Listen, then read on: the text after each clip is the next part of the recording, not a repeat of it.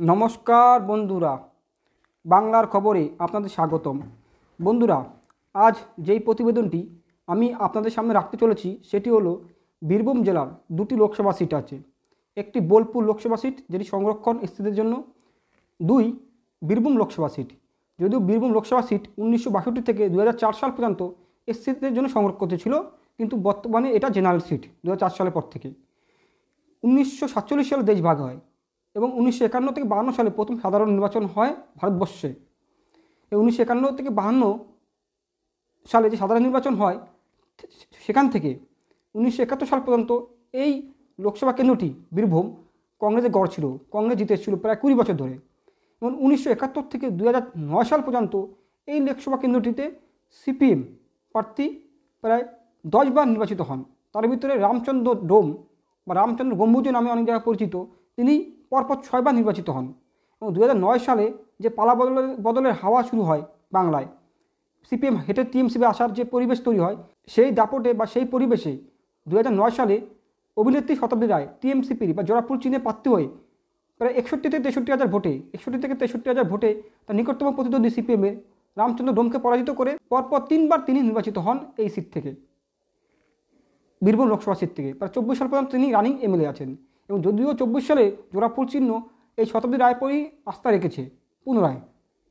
আজ যেই বিষয়টি আমি দেখব সেটি 2019 সালের লোকসভা ভোট এবং 2021 সালের বিধানসভা ভোটের প্রেক্ষাপটে বা পরবর্তীকালে 24 সালে দাঁড়িয়ে কোন দল বা কোন প্রার্থী কতটা শক্ত জায়গায় আছে, সেটা নিয়ে মূলত আমার আজকের আলোচনার বিষয়। আরেকটি দেখার বিষয় হলো বা আলোচনার বিষয় হলো, যেটি দ্বিতীয় গুরুত্বপূর্ণ বিষয়, সেটি হলো এই বীরভূম জেলা অনুব্রত গড় নামে পরিচিত।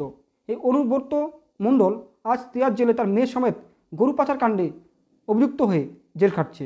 এবং তিনি জেল খাটার পরবর্তীকালে এটি হলো সবথেকে বড় নির্বাচন বীরভূম জেলা। তত আগে আমরা যে 3খানা গুরুত্বপূর্ণ দলের প্রার্থী এই লোকসভা সিটে, বিশেষ করে বীরভূম লোকসভা সিটে দাঁড়িয়েছেন, তাদের বেসিক পরিচয় এক নজরে জেনে নেওয়া যাক। টিএমসিপির হয়ে প্রার্থী হয়েছেন শতাব্দী রায়। অলরেডি আমি বলে দিয়েছি, শতাব্দী রায় পরপর 3 বারের হ্যাট্রিক করেছেন এই লোকসভা সিট থেকে, 9 সাল, 14 সাল, 19 সাল। এবং তিনি একজন অভিনেত্রী টলিউডের এবং পশ্চিমবঙ্গে তথা তিনি আর এক পরিচিত একটা মুখ। দ্বিতীয় যিনি প্রার্থী হয়েছেন তার নাম দেবাশিস ধর। তিনি সবার চোখে প্রথম আসেন 2021 সালে বিধানসভা নির্বাচনের পরবর্তীকালে। 2000 নির্বাচনে কোচবিহার জেলার একটি বিধানসভা কেন্দ্র আছে, সেটি হলো শীতলকুচি। শীতলকুচিতে সেন্ট্রাল ফোর্স গুলি করে 4 জন ব্যক্তিকে মারেন। শোনা যায় পরবর্তীকালে এই জনতা বুথ র্যাগিং করতে বা বুথ দখল করতে আসেন এবং যারা ভোটকর্মী তাদের হয়রানি করতে আসেন। তার প্রেক্ষাপটে সেন্ট্রাল ফোর্স গুলি করেন এবং 4 জন মারা যান। এই মরার পেছনে বা 4 জন গুলি করার পেছনে সেন্ট্রাল ফোর্সের তখন কোচবিহারের পুলিশ সুপার ছিলেন দেবাশিস ধর, এবং তার পরবর্তীকালে সাসপেন্ড হয়। রাজ্য সরকার, টিএমসি সরকার সাসপেন্ড করে এবং তাকে সিআইডি লেরিয়ে দেন, তাকে বিভিন্নভাবে হেনস্থা করে। তিনি এখনও বলে কোর্টে লড়াই করছেন। সেইভাবেই এই দেবাশিস ধর প্রথম সবার চোখে আসেন। যদিও দেবাশিস ধরকে বারাসাত কেন্দ্রে দাঁড়ানোর কথা ছিল, কিন্তু পরবর্তীকালে বীরভূম লোকসভা সিটটি দেবাশিস ধরকে দেন। তিনি একটা আইপিএস অফিসার, ইউপিএসসি ক্যাডারের। আর 3 নম্বর যিনি প্রার্থী, গুরুত্বপূর্ণ প্রার্থী, তার নাম মিল্টন রশিদ। তিনি 2016 থেকে 21 সাল পর্যন্ত জোট প্রার্থী, সিপিএম ও কংগ্রেসের জোট প্রার্থী হয়ে হাসান নামে বিধানসভা কেন্দ্র আছে বীরভূম লোকসভার আন্ডারেই, সেই হাসান বিধানসভা কেন্দ্রে বিধায়ক ছিলেন। এবং 21 সালেও তিনি দাঁড়ান, টিএমসি প্রার্থীর কাছে তিনি পরাজিত হন এবং বীরভূম জেলার কংগ্রেসের একটা শীর্ষস্থানীয় নেতা। 24 সালে জোট প্রার্থী কংগ্রেস ও সিপিএম এই মিল্টন রশিদকে প্রার্থী করেছেন এবং তিনি একজন বলা যেতে পারে প্রখর রাজনীতিবিদ এই দুজনের তুলনায়। এই বীরভূম জেলার, বিশেষ করে বীরভূম লোকসভা সিটের যে জনবিন্যাস যদি আমরা এক নজরে দেখি, প্রায় 35% সংখ্যালঘু ভোট থাকে। তাই সংখ্যালঘু ভোট একটা কিছুটা হলো ভাইটাল রোল নেবে। 2, এখানে এসসি এসটি ভোট, প্রায় এসসি ভোট 29 থেকে 30%, এসটি ভোট 6%, তোমরা 35 থেকে 36% এসসি এসটি ভোট আছে। যদি এসসি এসটি হিন্দুর ভিতরে পড়ে বা সনাতন ধর্মের ভিতরে পড়ে, যেহেতু এসসি এসটি সিটের জন্য আলাদা MP seat, MLA seat, panchayat seat সংরক্ষণ করা রাখা হয়, তার জন্য এগুলো উদাহরণ হিসাবে বা উল্লেখ করতে হচ্ছে। এবার আসা যাক 2019 সালে লোকসভা সিটের প্রেক্ষাপটে 24-এ কে এগিয়ে আছে। 2019 সালে যে লোকসভা ভোট হয়, সেই লোকসভা ভোটে এই অনুব্রত গড় বা তৃণমূলের গড় বীরভূমে 19 সালে প্রায় 6,44,000 ভোট পেয়েছিলেন শতাব্দী রায়।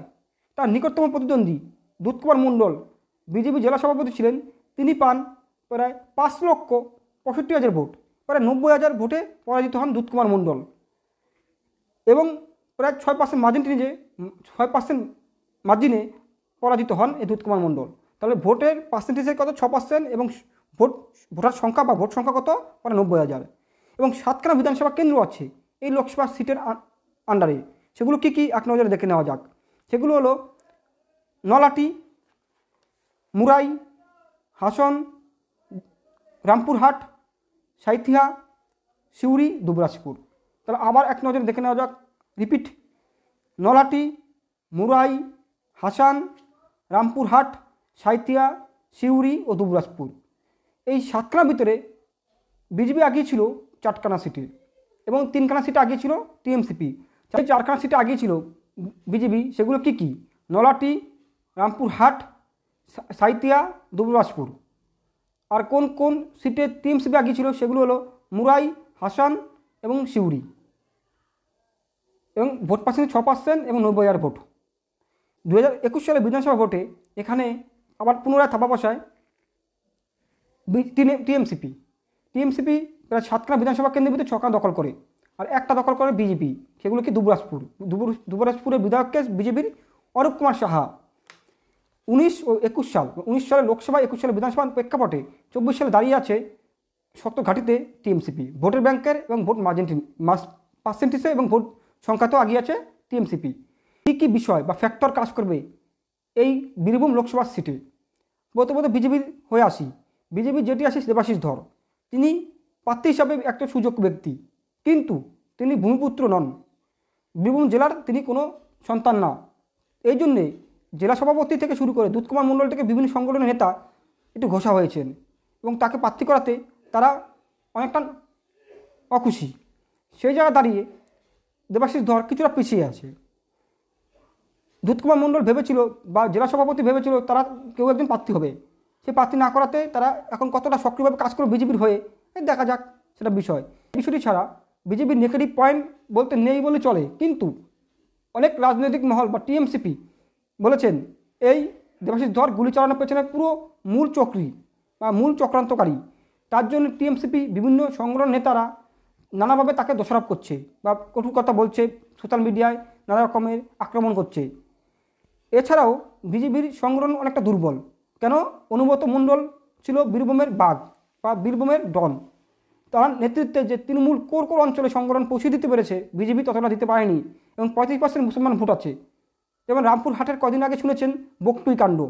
এই বকটুই কাণ্ডর ওই অঞ্চলটা হয়েছে সংখ্যালঘু অঞ্চলে। তাহলে বুঝতে হবে ওই অঞ্চলে পতাকা ধরার মতো লোক হয়তো বিজেপির নেই, কিন্তু অনেক জায়গায় দেখা যাচ্ছে সংখ্যালঘু বীরভূমে পতাকা ধরছে বিজেপির জাতীয়তাবাদী বিশ্বাসী যারা সংখ্যালঘু ভাই বোন। এ হলো বিজেপির নেগেটিভ পয়েন্ট। আর টিএমসিপির নেগেটিভ পয়েন্ট তার থেকে বেশি। কেন? প্রথমত শতাব্দী রায় 3বারের এমপি, কিন্তু বীরভূম লোকসভা সিটে তুলনামূলক কাজ করেনি।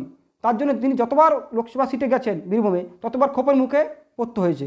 2, অনুব্রত মণ্ডল একটা বিরাট ফ্যাক্টর পশ্চিমবঙ্গ তথা বীরভূম জেলার। তিনি নেই, তিনি এখন বর্তমানে তার মেয়ের সাথে তেয়ার জেলে জেল খাটছে গরু পাচার কাণ্ডে। আপনারা অলরেডি বলে দিয়েছি বা দেখেছেন, এবং কবে ছাড়া পাবে বলা যাচ্ছে না। এবং তিনি নেই বলে, যেমন তিনি যদি 80 থেকে 85% ভোট পড়তো বীরভূম জেলায়, তিনি প্রায় 20% ভোট বা 15% ভোট জোর জবরদস্তি করে এবং গুন্ডামি করে এবং তার ছেলেপেলে একদম বোমাবাজি করে, ছাপ্পাবাজি করে ভোটগুলো দখল করতো। মানে 85% ভোট পড়লে তার মধ্যে 15 থেকে 20% ভোটই ছাপ্পা পড়তো টিএমসিপির হয়ে। এই কাজটা এবার হয়তো করতে পারবে না। এই জন্য অনুব্রত মণ্ডল যেহেতু নেই, তার পরবর্তীকালে বড় ভোট এটা, এবং দেখা যাক কী ফল করতে পারে বিজেপি এই 2খানা সিটে। আর অনুব্রত মণ্ডল জেল যাওয়ার পর কাজল শেখ তাকে জেলা সভাপতির দায়িত্ব বা জেলার দায়িত্ব দেওয়া হয়েছিল টিএমসির পক্ষ থেকে, কিন্তু কাজল শেখকে অনুব্রত মণ্ডল অনুগামীরা মেনে নিতে পারেনি।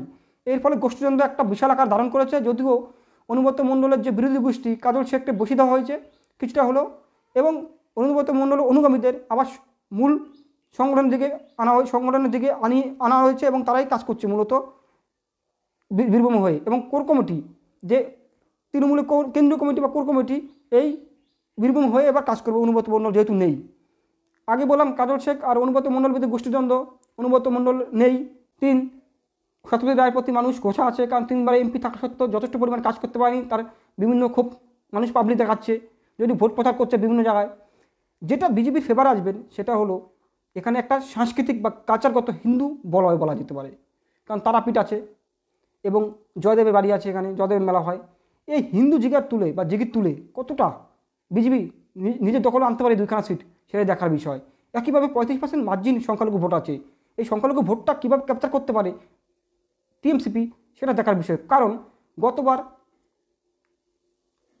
19 সালে টিএমসিপি প্রায় 90,000 ভোটে জিতেছিলেন শতাব্দী রায়, কিন্তু 14 সালে দেখা গেছে এই শতাব্দী রায় প্রায় 67,000 ভোটে জিতেছিলেন, প্রায় 20 থেকে 22,000 ভোট বৃদ্ধি করেছিলেন শতাব্দী রায়। কেন? এই সংখ্যালঘু ভোট একত্র হয়ে গেছিলেন। 7খানা লোকসভা সিটের মধ্যে 4খানা বিজেপি পেয়েছিলেন, 3খানা লিড দিয়েছিলেন প্রচুর পরিমাণে টিএমসিপি। যেমন হাসানের কথা বললাম, রামপুরের হাটের কথা বললাম, মুরারির কথা বললাম, এগুলো সংখ্যালঘু বলয় অঞ্চল কিছুটা।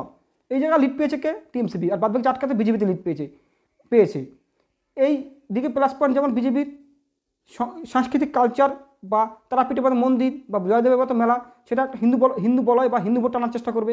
একইভাবে চেষ্টা করবে টিএমসিপি মুসলমান সে যে 35% ভোট, সেই ভোটটা টানার। এবার দেখা যাক 13ই মে এই বোলপুর এবং সিউড়িতে ভোট এবং 4 জুন ফলাফল। এই অনুমতিমূলক কতটা কাজ করেছে বা কাজ করেনি, এবং সংখ্যালঘু ভোট কতটা কাজ করেছে কাজ করেনি, এবং হিন্দু বলে যেটা বললাম সাংস্কৃতিক কালচারগত একটা হিন্দুত্ববাদ ওখানে আছে, এগুলো কতটা কাজ করেছে সেটা দেখার বিষয় 4 জুন যে ফলাফলের পরেই। নমস্কার।